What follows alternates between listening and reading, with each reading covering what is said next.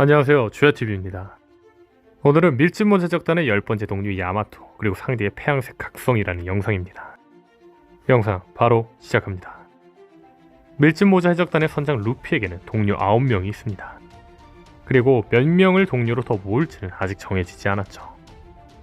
아마 원피스 1화에서 루피는 동료가 10명은 있어야겠다고 말한 걸로 봐 루피에게는 동료 10명이 생길 거란 떡밥으로 보이죠. 다시 말해 밀짚모자 해적단의 완성은 루피 포함 총 11명일 확률이 크다는 겁니다.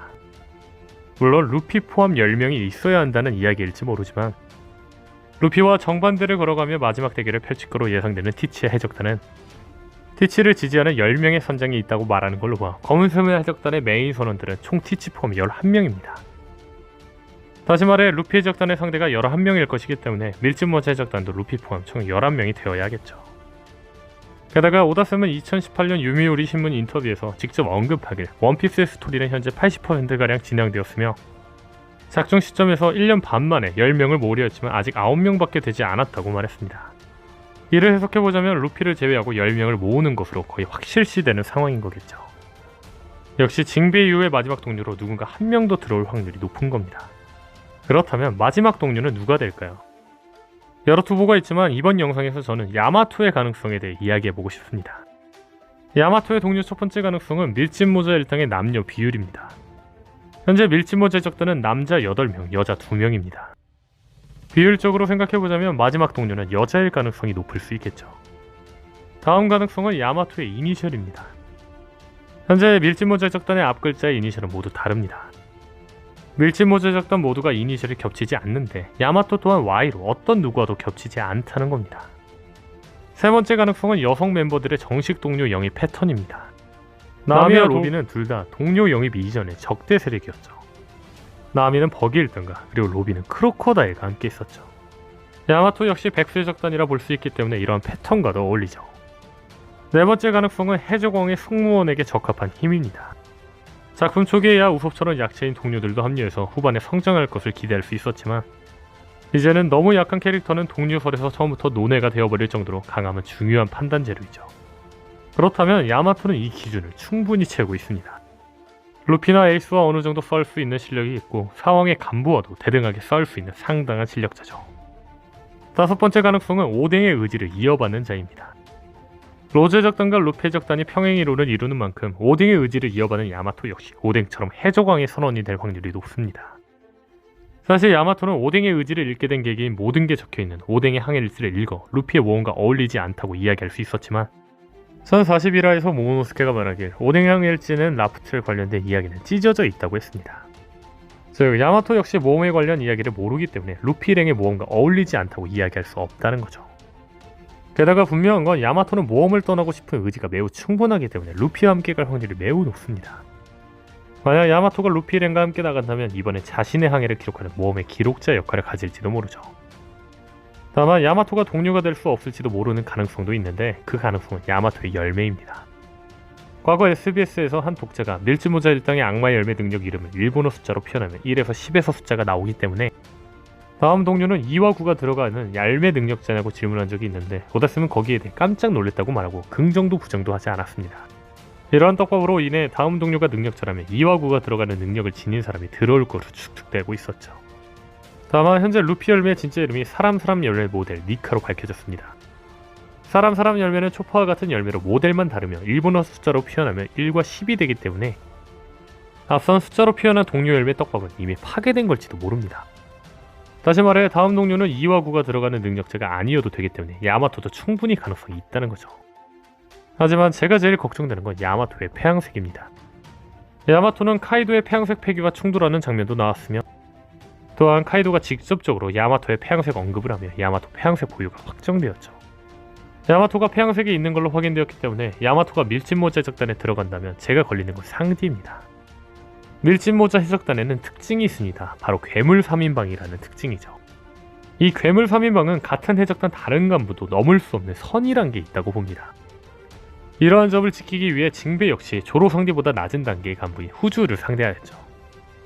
제가 여기서 하고 싶은 말은 폐양색까지 가진 야마토가 밀짚모자 해적단에 들어온다면 조로 상대의 자리가 위태롭다는 겁니다.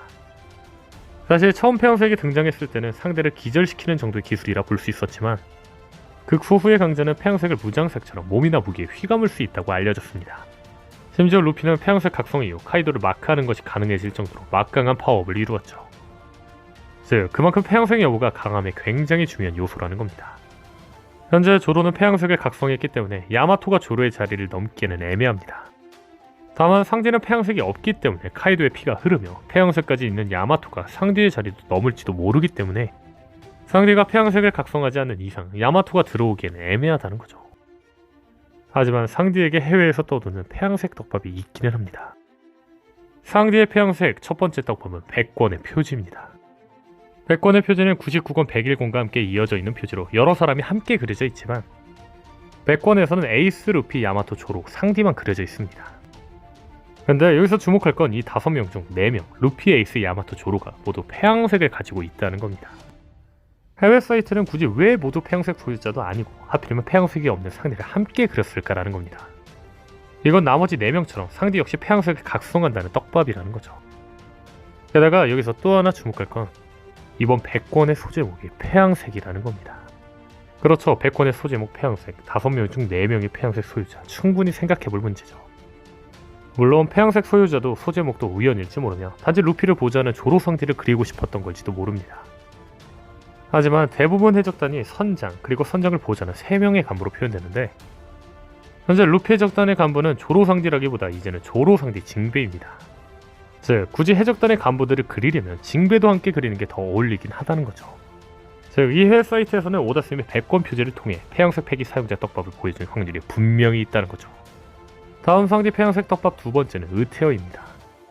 940화에서 우동에 갇힌 루피가 휴고로와 단둘이 조용하게 이야기를 하고 싶어 루피는 폐양색을 사용해 주위 백수적단 졸개들을 기절시킵니다. 근데 여기서 주목할 건 루피가 폐양색을 쓸 때 루피 얼굴 위에 한 단어가 써져 있었다는 겁니다. 이 단어는 째려보는 느낌을 표현하는 으테어라고 합니다. 폐양색을 쓸 당시 루피가 눈에 힘을 주는 듯한 모습이 나왔기 때문에 이 으테어를 사용한 걸로 보이죠. 근데 여기서 주목할 건 조로에게서도 이 단어가 나온 적이 있다고 합니다. 1010화에서 조로는 카이도와 대결 당시 최후의 공격으로 망자의 희롱을 사용합니다. 그리고 조로는 카이도에게 상처를 남기는데 이 상처를 받으며 카이도는 말하죠. 설마 너도 폐양색을? 그렇죠. 분명하게 조로는 폐양색이 담긴 공격을 카이도에게 사용했습니다. 근데 여기서 주목할 건 조로가 째려보는 듯한 장면도 아닌데 조로에게서 째려보는 느낌을 표현하는 으테어가 나왔다는 겁니다. 이후로 조로는 현재 폐양색을 각성했기 때문에 이 으테어는 폐양색 떡밥을 암시한 걸지도 모르죠.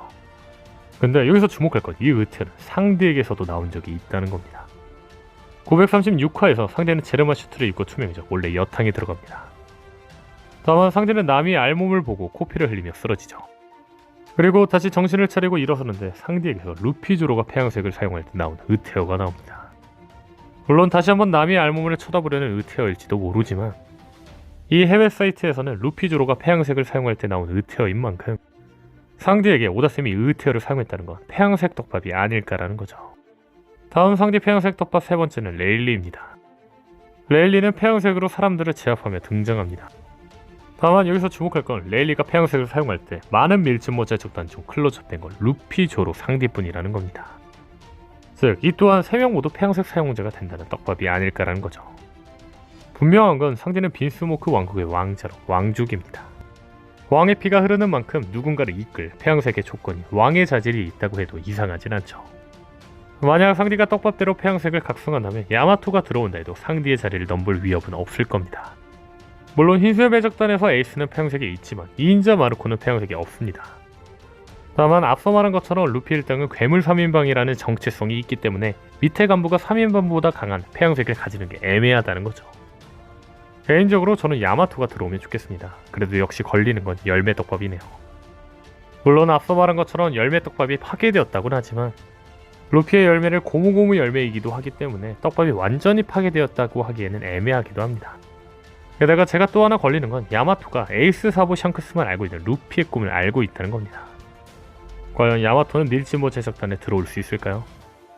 역시 마지막 동료는 폐양색도 없고 루피 꿈도 모르며 열매가 숫자 2왁으로 표현되는 옷눈열매 능력자 키네몬일까요? 제발 야마토. 일단 오늘 영상은 여기까지입니다. 시청해주셔서 감사합니다.